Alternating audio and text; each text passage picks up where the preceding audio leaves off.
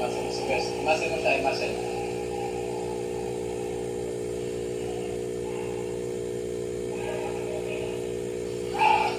Stop! Okay lang. Si Aso kasi, binabasa nila yung galaw ng tao. Di ba, yung tulad ng sinabi ko kanina, dahil natakot ka kay Bes, kayo, ang ginagawa nyo, di ba? Maghihinala ngayon si Bes, parang kilos magkanakaw yan ha. Diba? Parang kilos masamang tao yan ha, kasi ganun eh. Pwedeng matrigger, pwede siyang pagbayad. Pero pag lakad kayo, normal lang. Ignore lang ni Bes, di ba? Kasi, parang wala naman, parang normal lang naman, di ba?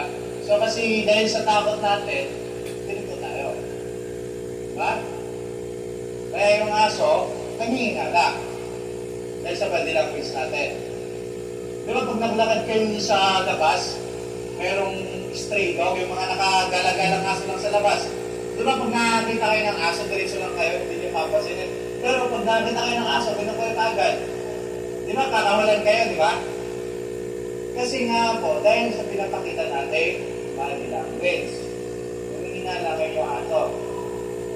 O, di ba? Si Kuya kanina, nung bago lumapit kay Bes, gusto niyang hawakan, pero si Kuya,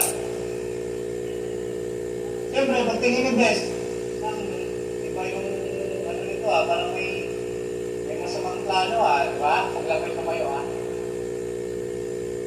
Hindi mo makakaganyan kasi